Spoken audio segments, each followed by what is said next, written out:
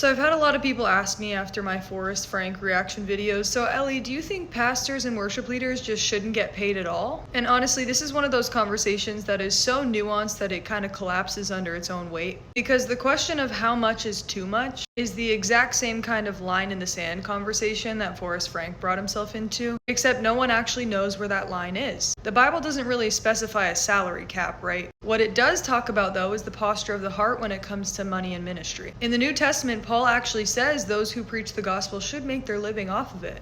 And he also refused payment himself when he felt like it might distort the message. So you see this tension even within scripture. But somewhere along the way, ministry turned into industry. Worship became concerts, music became merch, and the Dove Awards, well, became the Christian Grammys. So at this point for me, it's kind of hard to tell where worship ends and business begins. My issue isn't with people being compensated for their work. My issue is when faith becomes a brand, when the message becomes the marketing, when the call to humility starts showing up on stage screens with pyrotechnics. And I say that as someone who doesn't even align with evangelical Christianity anymore. I still notice how what's practiced looks nothing like what's preached. So no, I don't care if a pastor gets paid. I care while he's flying private jets while his congregation could end hunger in their own community. I don't care if worship leaders make a living.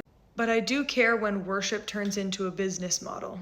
Because at that point, it's not about God anymore, it's about profit. So yeah, I don't really have a black and white answer here. I think it's very complicated. But I think the question we should be asking is, when does worship stop being sacred and start being a product? And if you're gonna profit off the system, at least own it, Don't suddenly call it too worldly when the cameras face your way.